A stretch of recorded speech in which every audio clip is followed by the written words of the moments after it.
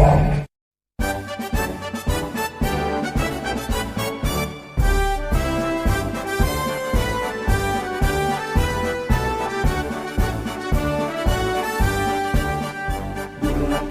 tekad, kuatkan hati, negeri ini memanggilmu kawan. Belajar, bergerak, berbagi untuk negeri, guru penggerak majukan pendidikan. Guru penggerak menghamba pada murid, kreatif rancang pembelajaran. Hargai potensi, tingkatkan prestasi, lahirkan profil pelajar Pancasila.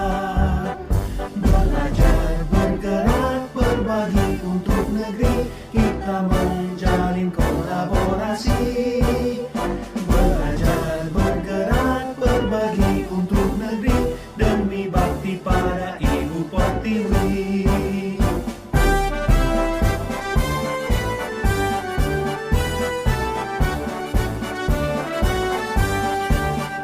Bulatkan tekad, kuatkan hati, negeri ini memanggilmu kawan. Belajar, bergerak, berbagi untuk negeri, guru penggerak majukan pendidikan. Guru penggerak menghamba pada murid, kreatif rancang pembelajaran. Hargai potensi, tingkatkan prestasi, lahirkan profil pelajar Pancasila.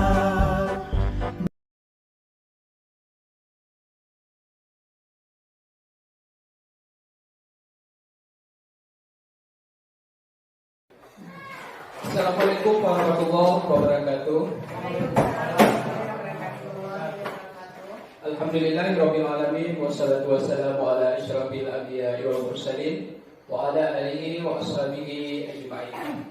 Puji syukur kehadirat Allah Subhanahu wa taala yang telah memberikan kepada kita kesehatan, kesempatan sehingga pada hari ini kita telah dapat berkumpul di ruangan ini dalam rangka melaksanakan diseminasi budaya positif materi modul 1.4 yang menjadi salah satu tugas kami sebagai calon guru penggerak. Selanjutnya salawat dan salam saya sampaikan kepada Nabi Muhammad SAW yang telah merubah pola pikir umat manusia dari alam jahiliyah ke alam Islamiyah, sebagaimana yang kita rasakan pada saat sekarang ini. Semoga zaman kita mendapatkan syafaat dari beliau. Yang kami hormati Bapak Ibu Guru SMP Negeri 3 Labuan Haji Timur. Sebelumnya kami mengucapkan terima kasih banyak atas kehadirannya dalam rangka memenuhi undangan kami untuk mendengarkan diseminasi budaya positif yang menjadi salah satu tugas kami sebagai calon guru penggerak di Angkatan 7 Kabupaten Aceh Selatan. Jadi Bapak Ibu, pada acara kita hari ini ada beberapa agenda. Yang pertama pembukaan, yang kedua penyampaian materi, yang ketiga tanya jawab, dan yang keempat adalah penutup. Jadi Bapak Ibu, sebelum kita memulai acara atau sebelum kita mendengarkan materi yang akan kami sampaikan langsung, terlebih dahulu marilah kita berdoa di dalam hati masing-masing dengan membacakan surat Al-Fatihah. Doa mulai.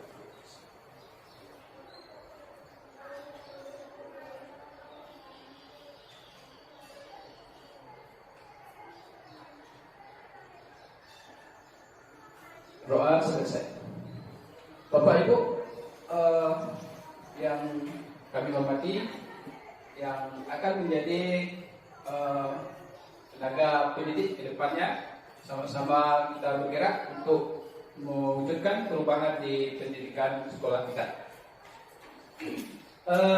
Di dalam materi ini, yaitu budaya positif, Ya. Budaya positif ini adalah menjadi dasar dalam kita melihat kekuatan aset positif sebagai landasan penyusunan visi guru dan juga visi sekolah yang disusun berdasarkan budaya positif yang akan lebih mudah diwujudkan karena budaya positif mengandung nilai kebajikan yang besar. Nah, ini Bapak Ibu penting budaya positif. Jadi budaya positif ini sebenarnya sudah kita lakukan di sekolah kita, namun perlu peningkatan yang lebih baik lagi untuk mewujudkan program Merdeka Belajar, di mana di sana guru dituntut untuk melakukan pembelajaran yang berpihak kepada muridnya. Jadi Bapak Ibu, selanjutnya konsep-konsep inti yang telah kami pelajari selaku CGP di modul ini adalah disiplin positif, teori kontrol, teori motivasi, hukuman dan penghargaan, posisi kontrol, kebutuhan dasar manusia, keyakinan kelas dan segitiga restitusi. Nah, kesemuanya ini Bapak Ibu insya Allah akan kita bahas di dalam pertemuan kali ini. Baik, kita lanjut Bapak Ibu. Nah, apa yang dikatakan dengan disiplin positif? Disiplin positif merupakan pendekatan pendidik anak untuk melakukan kontrol diri dan pembentukan kepercayaan diri. Tujuan mulia dari penerapan disiplin positif adalah agar terbentuk murid-murid yang berkarakter, berdisiplin, santun, jujur, peduli, bertanggung jawab, dan merupakan pembelajar sepanjang hayat sesuai dengan standar kompetensi lulusan yang diharapkan. Nah, itulah yang dikatakan dengan disiplin positif Bapak Ibu. Jadi di sini kita membentuk kedisiplinan anak didik kita atau murid kita atau siswa kita. Jadi dari segi budaya disiplin tersebut akan melahirkan nilai-nilai kebaikan atau nilai-nilai positif yang akan berguna bagi anak tersebut. Nah, makanya disiplin positif ini harus kita terapkan di dalam pembelajaran atau pelaksanaan pembelajaran di sekolah kita. Nah, ini arahnya untuk mencapai profil pembelajar Pancasila. Nah, jadi profil pembelajar Pancasila itu kita sudah mengetahui semuanya. Ya. Selanjutnya, kita lihat teori kontrol. Jadi apa yang dikatakan dengan teori kontrol? Itu teori kontrol menyatakan bahwa semua perilaku memiliki tujuan, bahkan terhadap perilaku yang tidak disukai. Penguatan positif atau bujukan adalah bentuk-bentuk kontrol, menggunakan kritik dan rasa bersalah untuk mengontrol murid menuju pada identitas gagal. Kemudian orang dewasa memiliki hak untuk memaksa. Nah, maksudnya di sini di dalam teori kontrol berlaku seperti yang sudah kita jelaskan tadi. Setiap anak atau murid yang berada di sekolah itu bisa kita tuntut, kita arahkan ke hal yang lebih baik. Nah, tentunya perlu strategi-strategi dari seorang guru ya, untuk mengontrol perilaku anak baik di dalam kelas, di lingkungan sekolah ataupun di luar sekolah. Karena ini sangat penting Bapak Ibu. Karena sikap anak itu perlu kita awasi, kita kontrol baik di dalam kelas, lingkungan sekolah, bahkan di luar. Ini saling berkaitan. Memang pada dasarnya tanggung jawab guru itu adalah berada di dalam sekolah selama proses belajar mengajar atau jam sekolah itu berlaku. Tetapi di luar juga kita memiliki kewajiban untuk melihat bagaimana anak-anak kita itu berperilaku. Ini yang dimaksud dengan teori kontrol tersebut. Kita lanjut Bapak Ibu. Selanjutnya teori motivasi. Teori motivasi itu ada 3. Yang pertama, menghindari ketidaknyamanan dan hukuman. Kemudian mendapatkan imbalan atau penghargaan dari orang lain, menghargai nilai-nilai kebajikan diri sendiri. Nah, ini ada 3 teori motivasi yang biasa melekat pada diri manusia. Yang pertama, orang termotivasi untuk mencari titik aman. Ya, karena dia takut terhadap hukuman, dia termotivasi. Dia mencari titik nyaman pada dirinya. Nah, kalau seandainya tidak diawasi, kira-kira sudah apa? Dia mungkin bisa berubah motivasinya. Nah, jadi itu yang pertama. Kemudian yang kedua, mendapatkan imbalan atau penghargaan dari orang lain. Nah, ini banyak kita temukan bahkan di sekolah kita. Jadi kadang-kadang siswa itu termotivasi kenapa? Karena penghargaan. Kita kasih dia penghargaan, dia termotivasi untuk belajar. Dikasih hadiah, dia termotivasi untuk belajar lebih rajin. Begitu juga halnya dengan penghargaan. Nah, ini yang dikatakan orang termotivasi terhadap imbalan atau penghargaan. Mungkin kita sering mendengar ada guru memberikan uang kepada anak kalau bisa menjawab pertanyaannya secara lisan misalnya. Itu sebuah imbalan. Nah, tentunya sebuah imbalan atau penghargaan itu tidak selamanya bagus. Ada plus minusnya, ada positif negatifnya. Nanti akan kita bahas lebih jauh pada materi hukuman dan penghargaan. Kemudian kita lihat yang ketiga, menghargai nilai kebaikan dari diri sendiri. Nah, ini yang seharusnya kita tumbuhkan kepada murid kita. Bagaimana anak-anak kita itu, murid-murid kita termotivasi untuk belajar dari dalam dirinya, bukan dari luar. Kalau kita bicara dari imbalan itu dari luar. Tapi ketika anak itu bermotivasi atau motivasinya meningkat dari dalam dirinya, maka itu yang lebih bagus. Karena akan menciptakan sebuah disiplin positif yang baik yang berasal pada dirinya sendiri. Dimulai dirinya sendiri, kemudian nanti akan dibiaskan kepada lingkungan kelas, lingkungan sekolah, dan bahkan masyarakat. Kemudian selanjutnya kita lihat hukuman dan penghargaan. Nah, ini yang saya sebutkan tadi, Bapak Ibu. Ada hukuman, ada penghargaan. Bagaimana teorinya? Kita lihat, hukuman maupun penghargaan adalah cara-cara mengontrol perilaku seseorang yang menghancurkan potensi untuk pembelajaran yang sesungguhnya.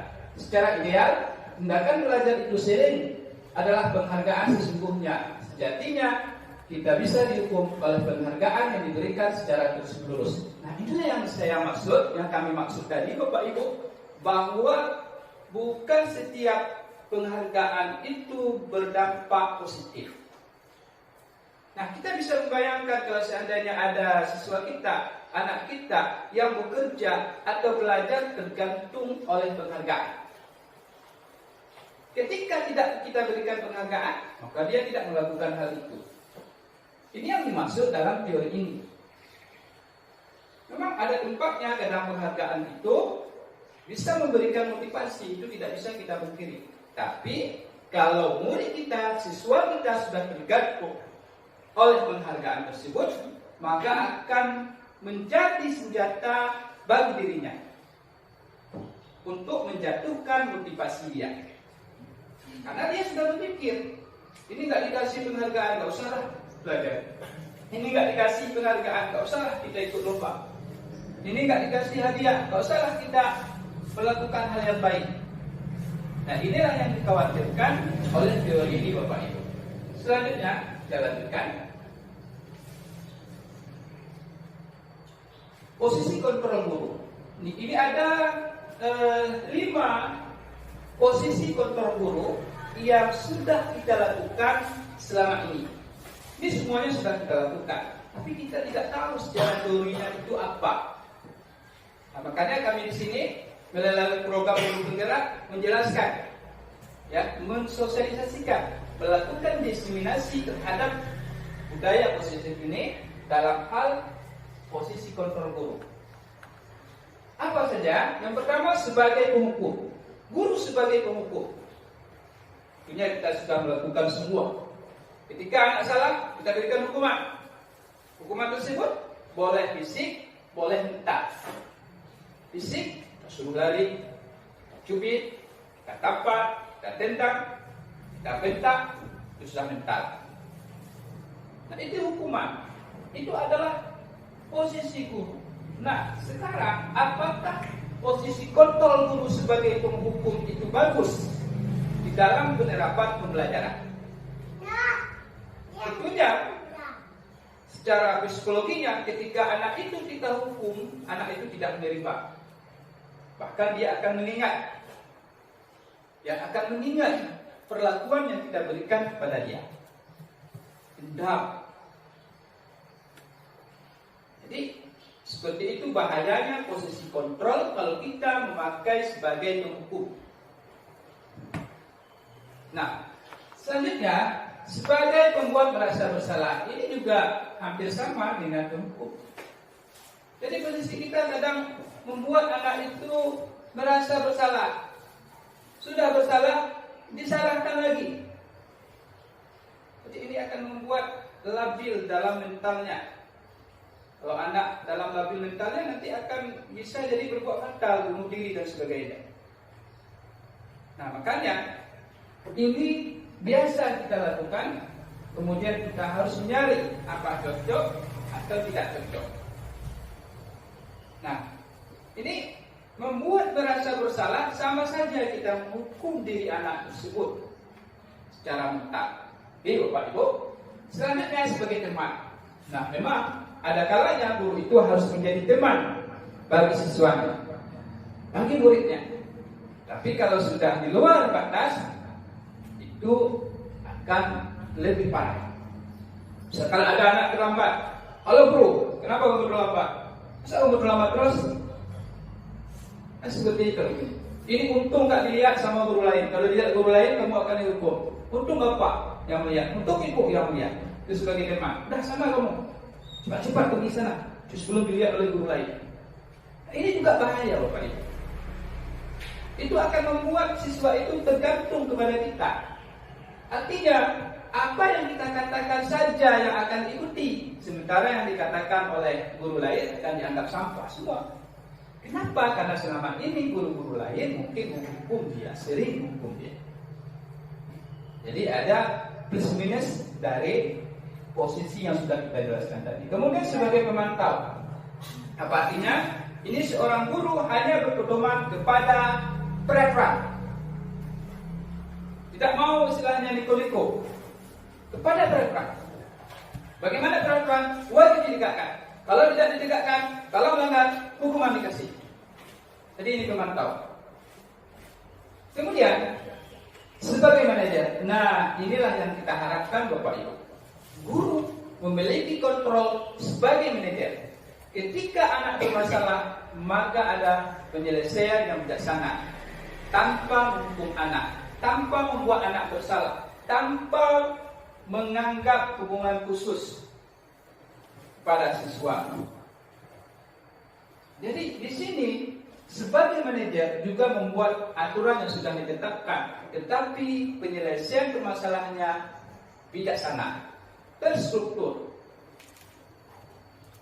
Jadi pada posisi ini, walaupun siswanya salah, tetapi gurunya secara tidak langsung mengatakan siswa itu salah. Dibangun opini-opini sehingga anak itu sadar terhadap kesalahannya dan tidak mengulangi di depannya. Nah, ini nanti ada hubungannya dengan restitusi, segitiga restitusi. Jadi Bapak Ibu, nanti akan kita jelaskan apa itu restitusi yang berhubungan dengan posisi kontrol. Selanjutnya Bapak Ibu, kita lanjutkan kebutuhan dasar manusia. Nah, inilah kebutuhan setiap manusia termasuk kita dan siswa kita. Ada kebutuhan kasih sayang dan rasa terima, diterima, kemudian kebebasan, kesenangan, kemuasaan. Jadi kita harus paham dulu apa kebutuhan-kebutuhan ini. Kenapa siswa bermasalah di sekolah, di kelas? Karena salah satu kebutuhan ini tidak terpenuhi. Kenapa anak-anak itu sering membuat tingkah? Contohnya saja sering tidur di kelas, sering kita temukan. Tidak ada perhatian di sekolah. Kenapa di rumah ya? Kenapa anak itu sering terlambat datang sekolah? Kemudian rasa kasih sayang. Itu maksudnya. Jadi ketika kita menemukan sesuatu demikian, maka kita menjalankan posisi kontrol kita sebagai manajer.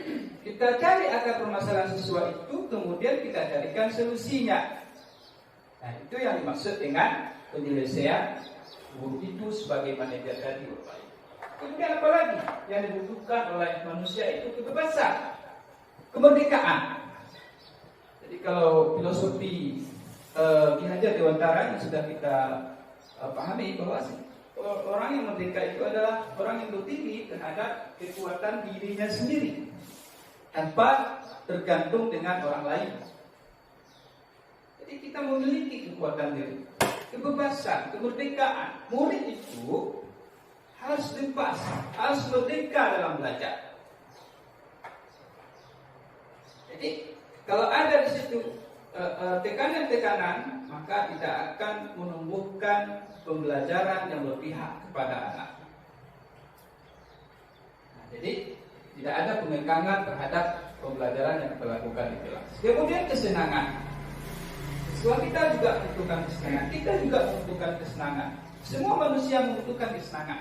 Makanya di dalam pembelajaran di kelas itu setiap guru harus menemukan strategi pembelajaran yang menyenangkan bagi siswa. Jadi seperti itu Bapak Ibu. Kenapa? Supaya pembelajaran yang kita tampilkan itu membuat siswa itu nyaman, happy, senang terhadap materi yang kita sampaikan, bukan membosankan. Kita dituntut menemukan metode, strategi, model pembelajaran yang menyenangkan bagi siswa. Kemudian penguasaan. Nah, ini power. Setiap kita perlu kuasa, kekuasaan. Ini menuju manusia yang merdeka. Ada kekuasaan. Baik dari segi pengetahuannya, ada menguasai. Jadi kalau siswa kita tidak memiliki kebutuhan ini, maka disitulah kita menemukan permasalahan-permasalahan yang ada di sekolah, yang ada di dalam kelas ketika kita belajar. Bapak Ibu, ya, ini saya bacakan terus. Nanti kita ada sesi tanya jawab. Saya jelaskan dulu materi Bapak Ibu ya. Selanjutnya kita lanjutkan. Ada lagi ya, bertahan hidup. Jadi bertahan hidup ini menyangkut masalah kebutuhan dasar kita, makan, dengan air dan sebagainya. Jadi seperti itu Bapak Ibu. Nah, jadi selanjutnya kita lihat. Nah, materi yang sudah kami pelajari juga di dalam modul budaya positif itu adalah keyakinan kelas. Nah, Bapak Ibu, apa yang dikatakan keyakinan kelas? Keyakinan kelas itu bersifat lebih abstrak daripada peraturan yang lebih rinci dan konkret. Nah, jadi memang selama ini mungkin kita sudah melakukan keyakinan kelas tersebut, tapi secara teorinya kita tidak tahu bahwa itu keyakinan kelas. Nah, Bapak Ibu, keyakinan kelas ini dia berisi peraturan, berisi pernyataan-pernyataan yang universal, berisi pernyataan yang tidak negatif. Misalkan di kelas itu ada keyakinan kelas mengerjakan semua tugas yang diberikan oleh guru. Jadi itu pernyataan. Menghormati kawan-kawan yang sedang belajar, pernyataan. Menghargai guru dan teman-teman, itu juga pernyataan. Jadi keyakinan kelas berupa pernyataan-pernyataan universal. Universal artinya ya dia menyeluruh, umum ya, jadi terbuka. Kemudian senantiasa dibuat dalam bentuk positif. Nah, jadi seperti yang sudah kami jelaskan tadi, ya kan? Ada keyakinan kelas mengerjakan semua tugas yang diberikan oleh guru, masuk kelas tepat waktu. Nah, itu pernyataan positif. Kemudian mudah diingat dan dipahami oleh semua warga sekolah. Jadi nggak terlalu panjang ini pernyataan. Mudah diingat, mudah dipahami, mudah dijalankan. Selanjutnya diterapkan di suatu lingkaran, baik di kelas maupun di tingkat lingkungan sekolah. Selanjutnya, semua warga kelas hendaknya ikut berkontribusi dalam pembuatan keyakinan kelas lewat kegiatan curah pendapat. Nah, ini dalam membuat keyakinan kelas itu melibatkan semua warga kelas, siswa dan wali kelas dan juga guru lain. Kemudian ditinjau kembali dari waktu ke waktu. Jadi Bapak Ibu tidak berarti selamanya keyakinan kelas itu sudah bisa kita pakai sepanjang waktu. Tapi perlu dievaluasi. Apa yang perlu dirubah? Apa yang perlu dihilangkan? Apa yang perlu ditambah? Sesuai dengan kondisi, sesuai dengan kodrat alam dan kodrat zamannya. Kemudian selanjutnya, materi yang selanjutnya adalah segitiga restitusi.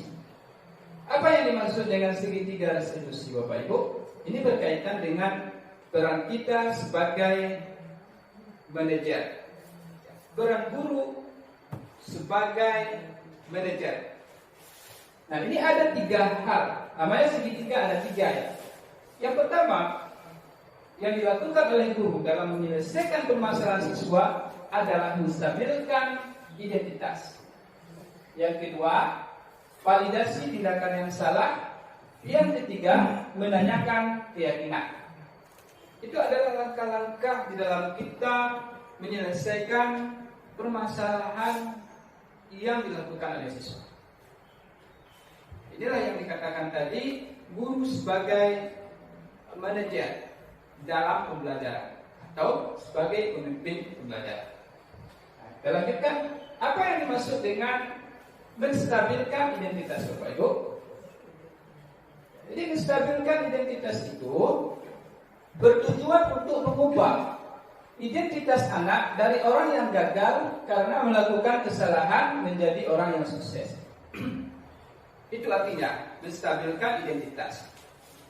Jadi ketika anak membuat salah, kita tidak boleh langsung menyalahkan.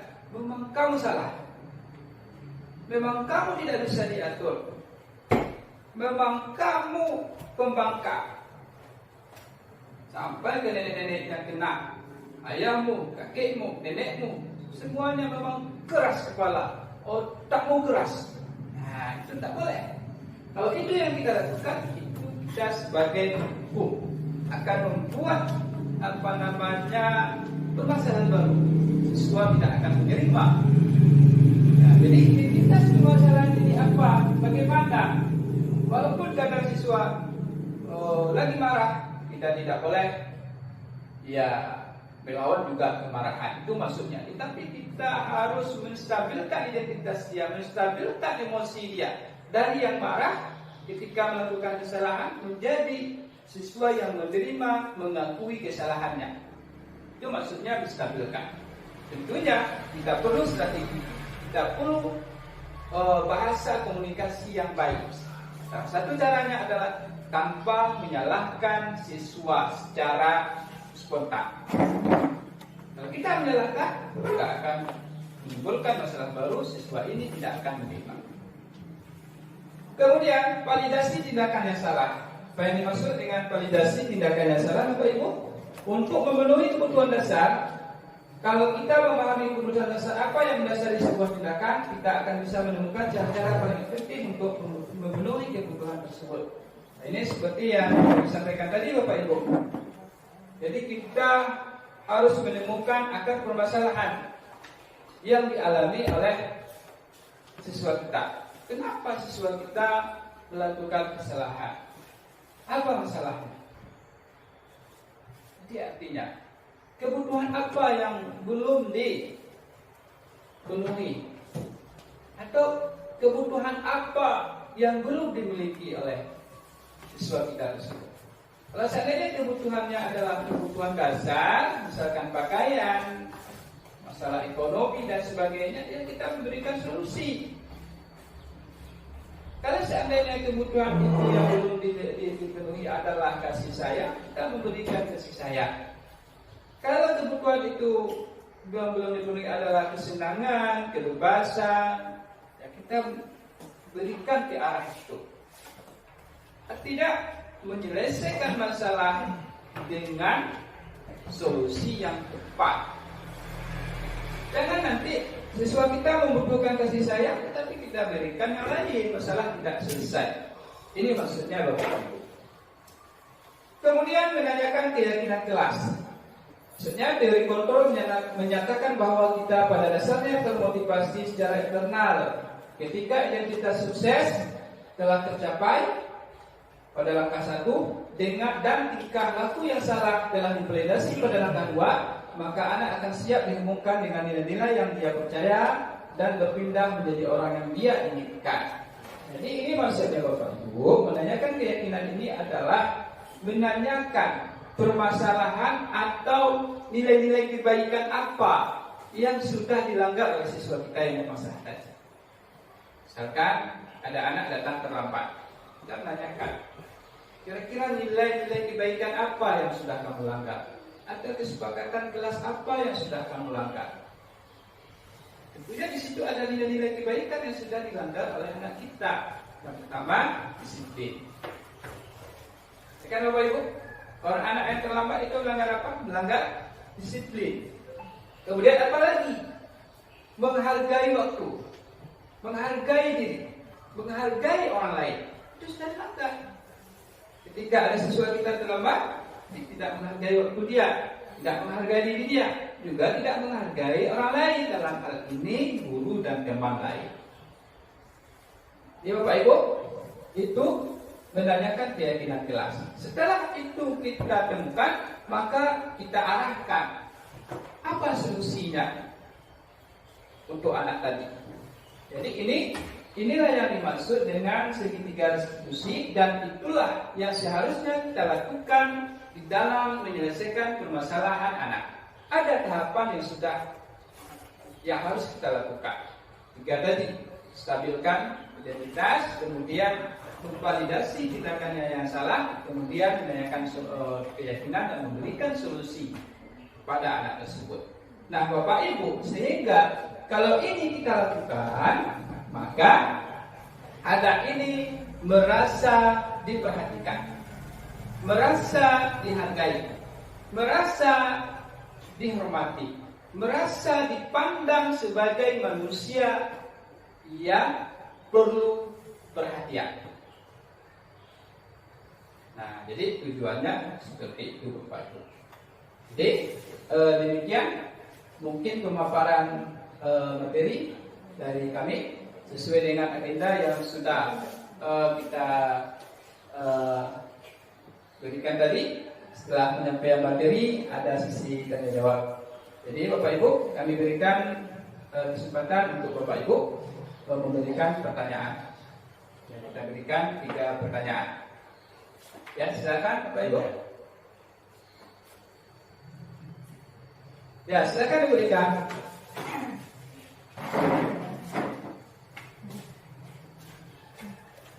Assalamualaikum warahmatullahi wabarakatuh. Assalamualaikum warahmatullahi wabarakatuh. Terima kasih Bapak atas kesempatannya. Kali ini saya ingin bertanya bagaimana merumuskan keyakinan kelas. Itu saja Pak, terima kasih. Ya, terima kasih Beka.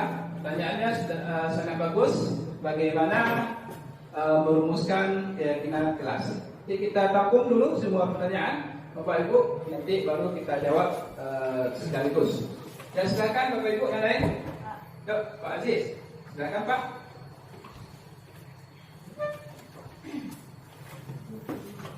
Assalamualaikum warahmatullahi wabarakatuh.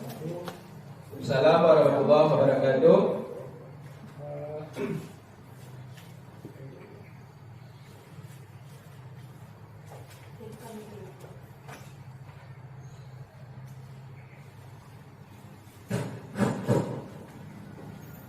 Assalamualaikum warahmatullahi wabarakatuh.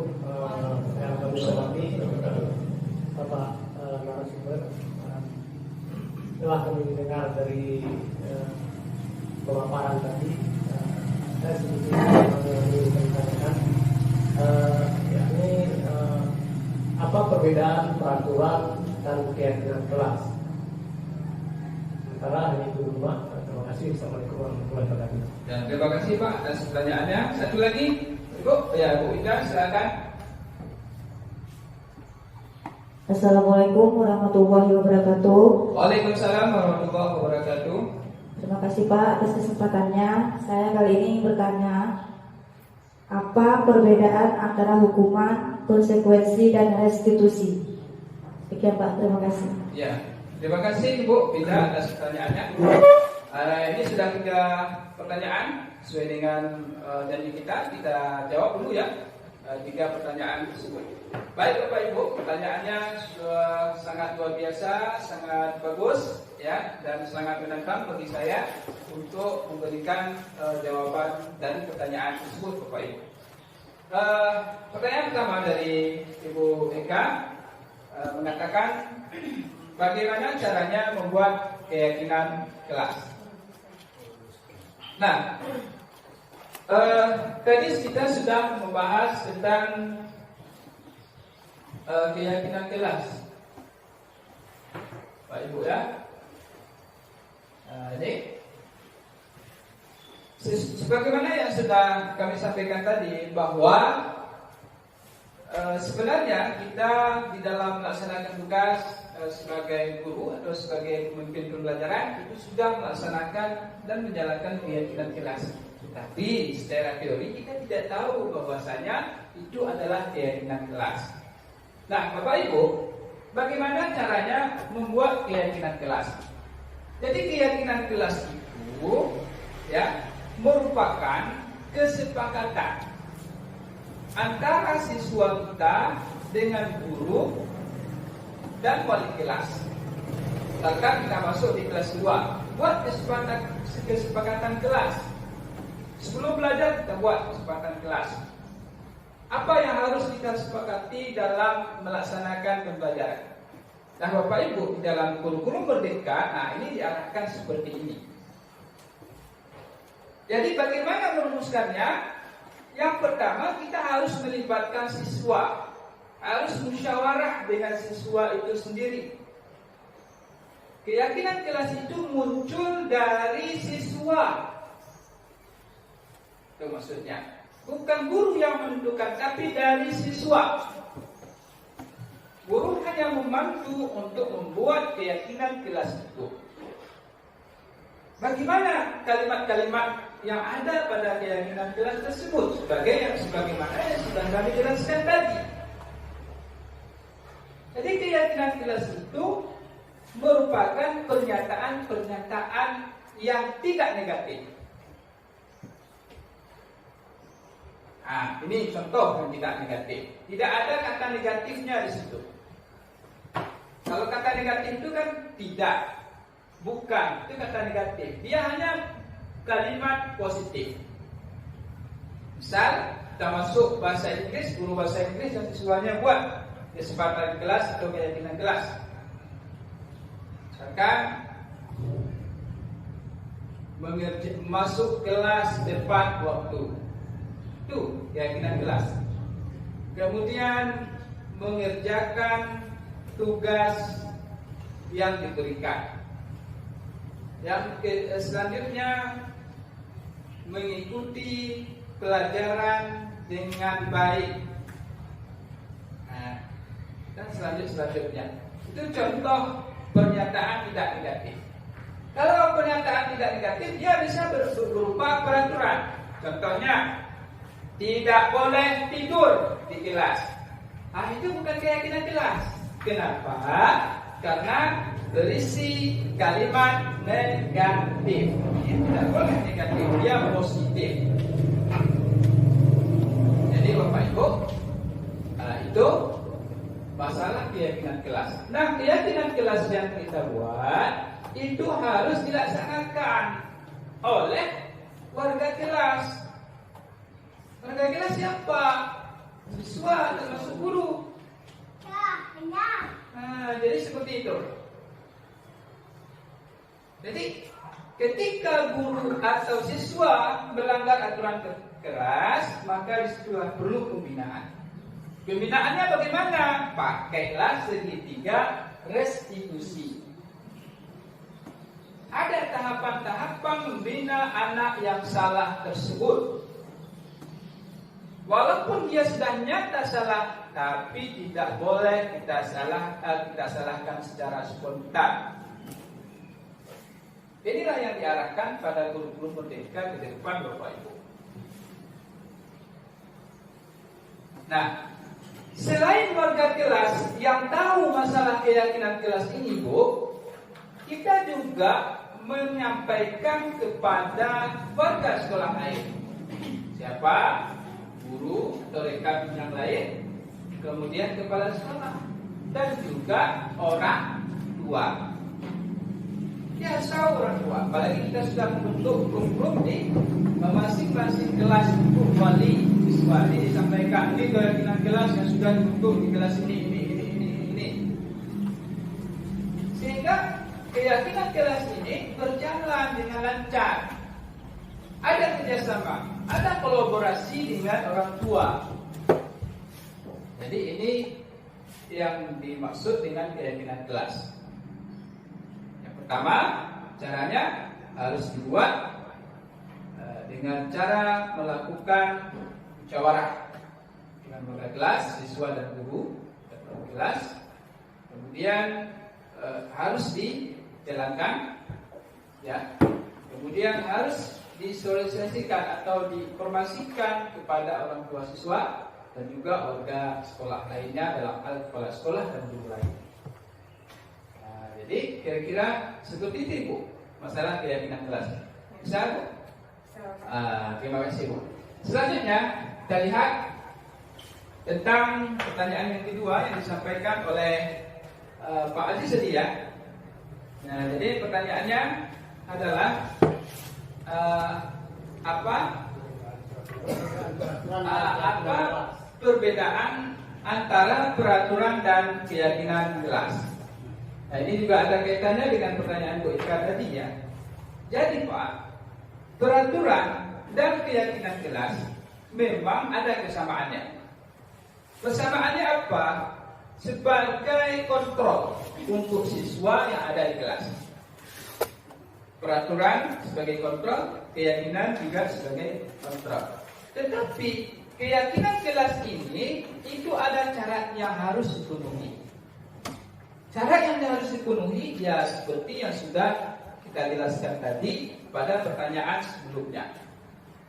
Keyakinan kelas harus berisi pernyataan-pernyataan positif. Tidak boleh negatif. Tidak boleh di situ tertulis larangan. Kalau sementara peraturan boleh. Misalkan peraturan tidak boleh merokok di area ini.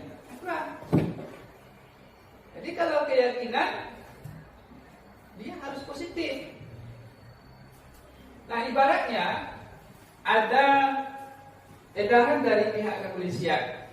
Setiap pengendara pakailah helm ketika mengendarai sepeda motor. Pakailah helm ketika mengendarai sepeda motor. Itu sudah bagian dari keyakinan. Walaupun kadang itu dikatakan peraturan. Nah, intinya setiap keyakinan itu bisa jadi kadang bisa dikatakan sebagai peraturan, tapi bukan semua peraturan bisa dikatakan keyakinan. Karena sifat keyakinan itu, keyakinan kelas itu bersifat dia kalimat positif. Jadi lebih rinci. Coba Ibu. Jadi kita kembali kayak tadi, pakailah helm ketika mengendarai sepeda motor. Apa tujuan ada kalimat atau pernyataan tersebut? Untuk apa? Untuk pengendaranya agar selamat. Ketika ada kecelakaan, kepalanya selamat, dia juga selamat. Ketika ada debu, nggak masuk ke matanya. Jadi itu nilai kebaikan yang tertera di situ. Nah, kalau peraturan ada kata negatifnya nanti. Ya, tidak boleh tidak memakai helm. Berarti harus memakai helm. Itu bunyinya. Jadi seperti itu. Jadi Bapak Ibu, di dalam pelaksanaan kurikulum merdeka ini harus ke sana dia.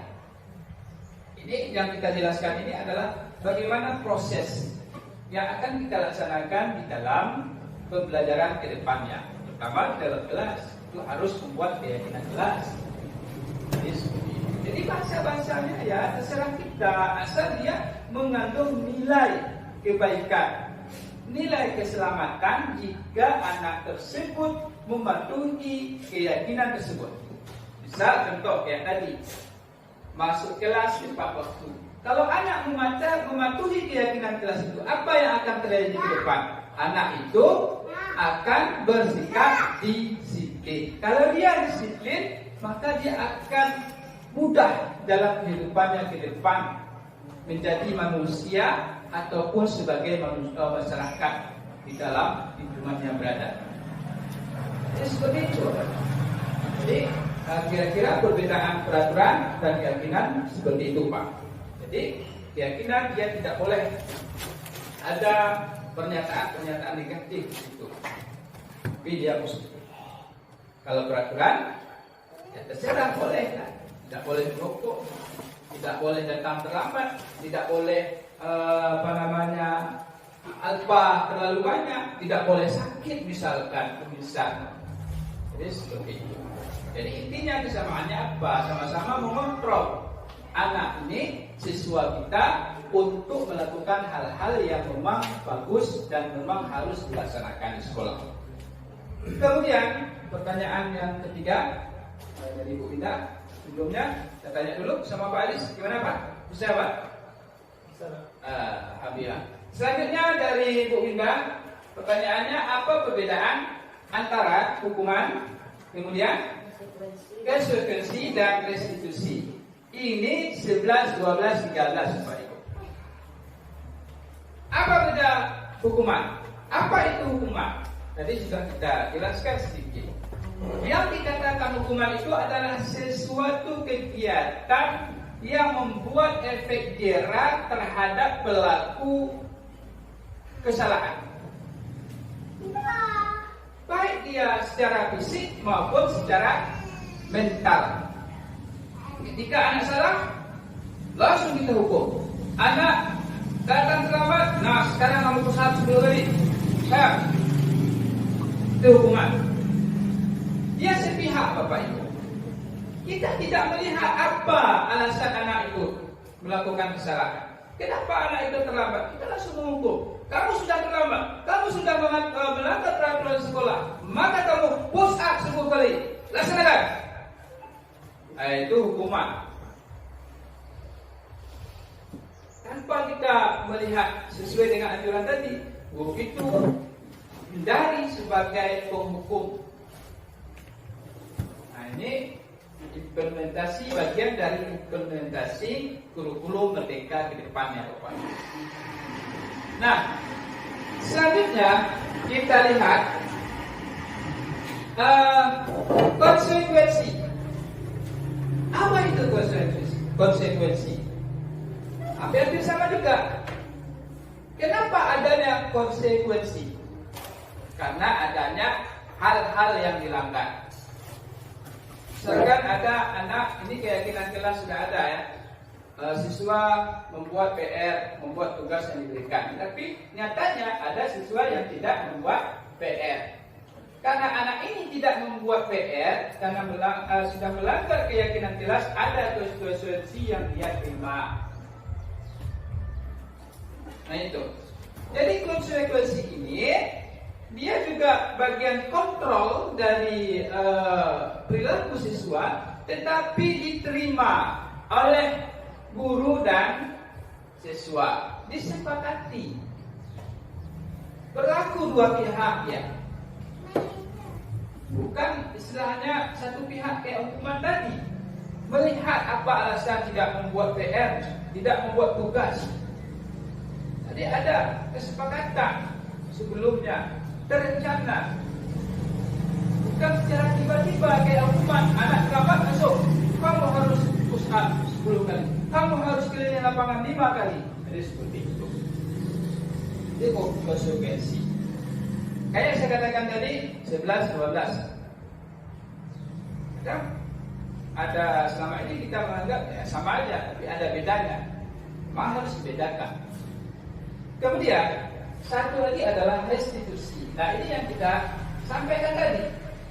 Restitusi ini tujuannya adalah memperbaiki kesalahan siswa. Siswa yang sudah salah, kemudian kita perbaiki. Kita kembalikan ke pribadi yang baik, yang memiliki nilai-nilai kebajikan sesuai dengan profil belajar Pancasila. Ini seperti itu.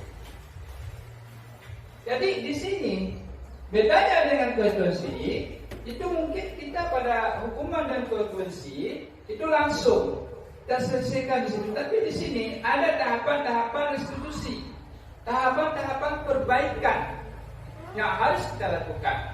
Seperti yang sudah kami jelaskan tadi, kita stabilkan dulu siswanya, emosinya kita stabilkan, kemudian kita buat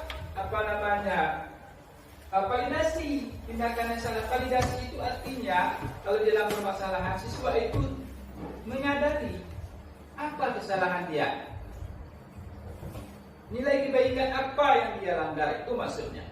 Kemudian menanyakan keyakinan. Jadi restitusi ya itu lebih khusus lagi daripada konsekuensi dan hukuman. Nah, ini yang sebaiknya yang kita lakukan untuk menyelesaikan permasalahan yang terjadi di sekolah kita. Nah, jadi ini arahnya Bapak Ibu. Ke depannya kita diarahkan untuk menciptakan budaya positif di sekolah. Budaya positif artinya kebiasaan-kebiasaan baik.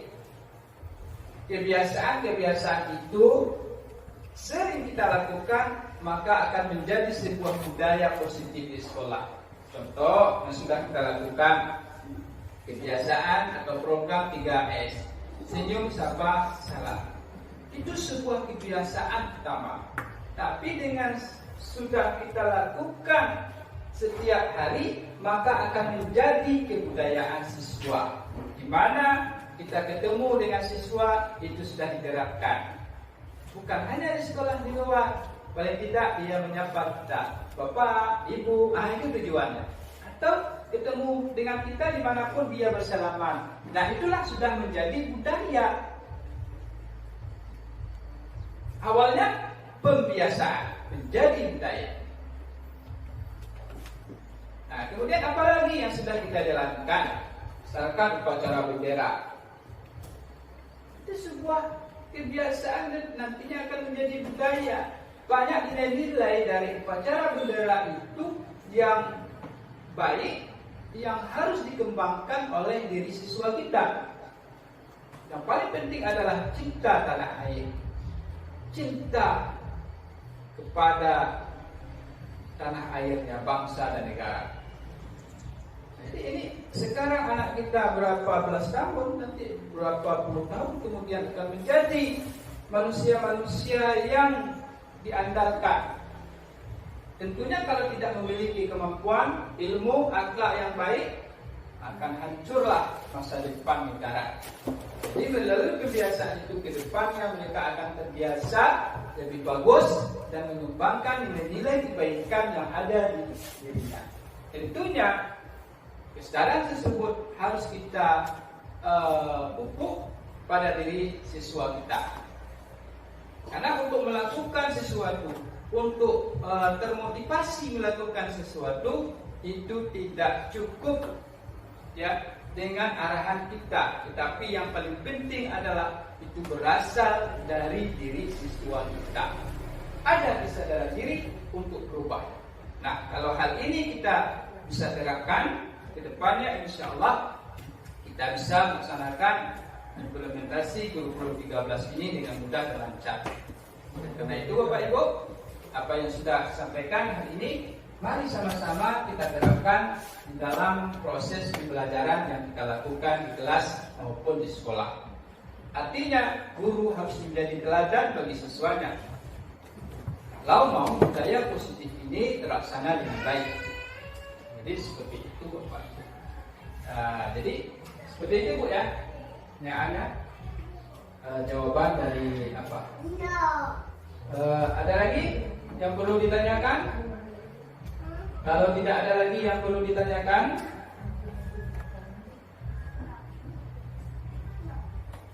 Bapak Ibu, sebelum kita tutup acara ini, saya akan melakukan refleksi sedikit tentang materi kita hari ini. Nah, ini sudah saya sajikan Bapak Ibu contoh kasus ya.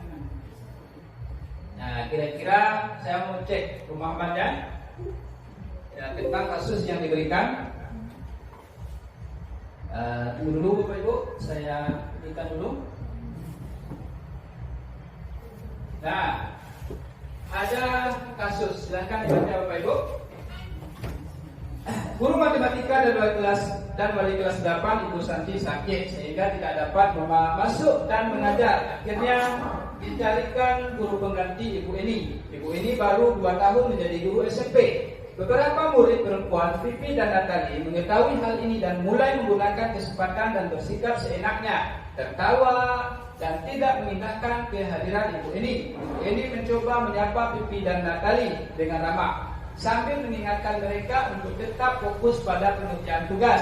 Ayolah, tugasnya dikerjakan. Nanti Ibu ditegur Bapak Kepala Sekolah kalau kalian tidak kerjakan tugas. Tolong bantu Ibu ya. Namun Vivi dan Natali malah jadi tertawa. Ibu santai saja Bu, karena tetap tidak mengerjakan tugas dan malah mengobrol. Selanjutnya, ini kasus sambungannya. Silakan Bapak Ibu baca.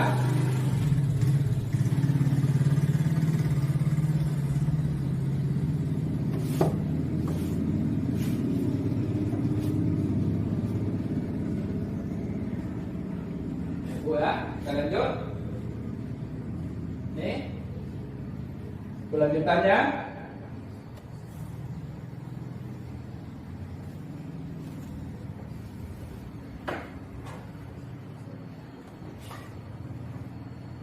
Nah, sekarang ada pertanyaan mungkin. Kalau tadi Ibu yang bertanya, sekarang saya bertanya. Kalau kita lihat yang disampaikan oleh, yang dilakukan oleh Ibu ini ya. Ini ya Bu ini. Kira-kira posisi kontrol mana yang dilakukan oleh Ibu ini tersebut? Apakah penghukum, pembuat bersalah, kemudian apalagi tadi? Penghukum, pembuat bersalah, pemantau, ya, atau manajer, atau teman? Yang mana? Ini kan ada 5 posisi kontrol tadi. Penghukum, pembuat bersalah, teman, manajer, atau kontrol atau pemantau. Kira-kira apa yang cocok? Pembuat bersalah. Pembuat bersalah. Ya, bagus sekali tepuk tangan untuk Pak Aziz. Ternyata jawabannya benar. Jadi ini membuat bersalah ini. Sebenarnya bukan ini solusinya. Ini membuat bersalah. Dari mana kita tahu membuat bersalah? Dari kalimat-kalimatnya. Ya, membuat anak ini merasa bersalah lagi nanti. Ini kan nyatanya anak itu kan tidak memperdulikan dia, tetap melakukan pelanggaran. Ya, bagus sekali Pak. Kemudian ada kasus kedua. Nah, ini kasus kedua. Silahkan dibaca Bapak Ibu.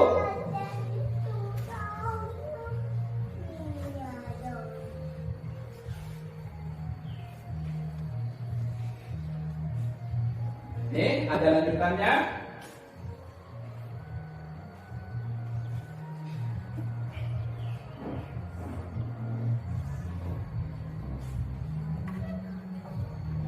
Ini lanjutannya juga. Nah, kira-kira posisi kontrol apa yang dilakukan oleh Pak Hukuman Bapak Ibu? Hukuman. Ya, bagus sekali Bu Rina, hukuman ya. Kenapa hukuman? Karena dia enggak mendengar lagi alasan yang disampaikan oleh siswanya langsung menghukum, bukan semua dulu. Nah, seharian kamu nggak usah aja pakai sepatu, kan sering kita lakukan. Ada anak yang pakai sandal, misalkan nggak pakai sepatu, ya udah sini kamu sandalnya, nanti pulang sekolah ambil. Nah, jadi itu artinya penghukum. Kenapa penghukum? Bayangkan aja anak-anak berjalan tanpa sandal atau sepatu. Nah, ini hal-hal yang memang harus kita evaluasi di dalam implementasi kurikulum Merdeka ke depannya, Bapak Ibu. Kita diarahkan harus menjadi manajer, bukan penghukum, bukan pembuat perasaan bersalah, bukan sebagai teman. Walaupun itu kita lakukan, tapi jangan melampaui batas. Jadi itu maksudnya.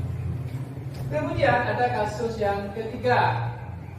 Nah, ini ada kasusnya. Sebelum kita tutup, Bapak Ibu ya.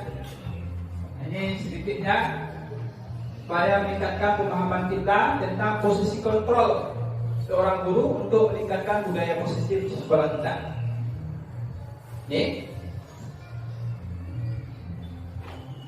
Ini yang tertidur di kelas, ada lanjutannya.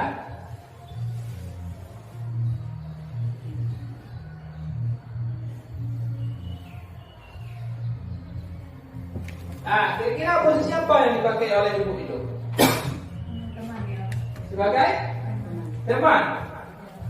Sebagai apa yang cocoknya itu? Coba lihat dari kalimatnya.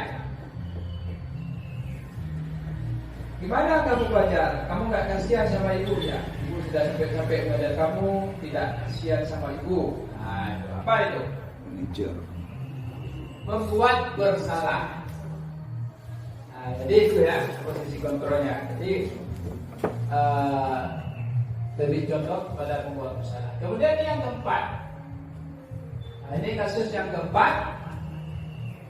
Silahkan dibaca Bapak Ibu. Ini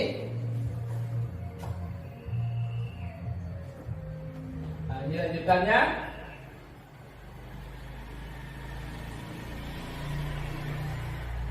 Dan lanjutan berakhir. Ini lanjutannya.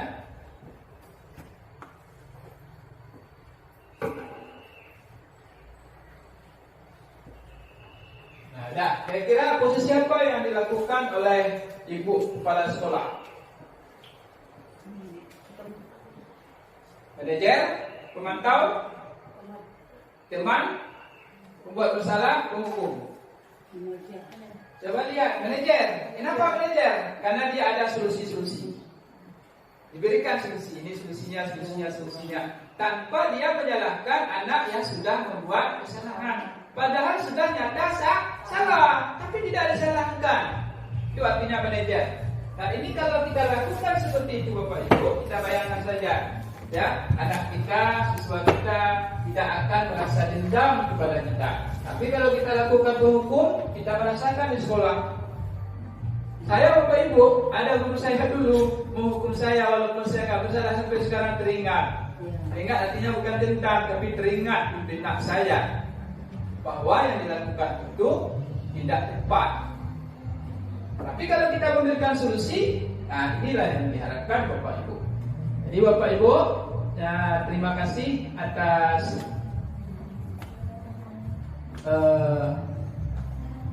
kehadirannya di sini dalam rangka mendengarkan diseminasi modul budaya positif yang kami lakukan sebagai calon guru penggerak dalam rangka mensukseskan implementasi kurikulum Merdeka Belajar ke depannya. Kami berharap apa yang sudah kita lakukan bukan hanya kita pahami, tetapi harus kita implementasikan dalam kita melaksanakan tugas ke depannya di dalam kelas maupun di lingkungan sekolah di SMP Negeri 3 Labuhan Timur yang kita cintai ini. Baik Bapak Ibu, sebelum kita akhiri terlebih dahulu kita ambil kesimpulan bahwa budaya positif itu harus dan wajib kita lakukan di dalam pembelajaran di kelas maupun di lingkungan sekolah maupun di luar sekolah agar terbentuk siswa-siswa atau lulusan atau peserta didik yang memiliki profil pelajar Pancasila yang memiliki keselamatan di dalam sebagai manusia maupun sebagai masyarakat ke depannya. Kemudian di dalam menjalankan tugas kita sebagai guru, itu ada 5 posisi kontrol yang harus kita ketahui sebagai penghukum, kemudian sebagai pembuat merasa bersalah, sebagai teman, kemudian lagi sebagai pemantau dan sebagai manajer. Tapi diarahkan kita sebagai manajer. Selanjutnya ada kebutuhan dasar manusia yang harus kita ketahui di dalam siswa kita. Ada kebutuhan dasar, ya, kebutuhan hidup, ya. Kemudian ada kebutuhan kasih cinta dan kasih sayang, kesenangan, kebebasan. Nah, jadi selanjutnya di dalam menyelesaikan permasalahan siswa kita diarahkan ke segitiga restitusi. Langkah-langkahnya menstabilkan identitas siswa, kemudian membuat validasi tindakan yang salah dan menanyakan keyakinan. Baik Bapak Ibu, sekali lagi kami ucapkan terima kasih atas antusiasnya dan motivasinya mengikuti acara diseminasi ini. Ya, sebelum kita akhiri atau kita tutup pembelajaran atau diseminasi ini, marilah sama-sama kita membaca doa dengan membaca Al-Fatihah di dalam hati kita masing-masing. Al-Fatihah, mulai.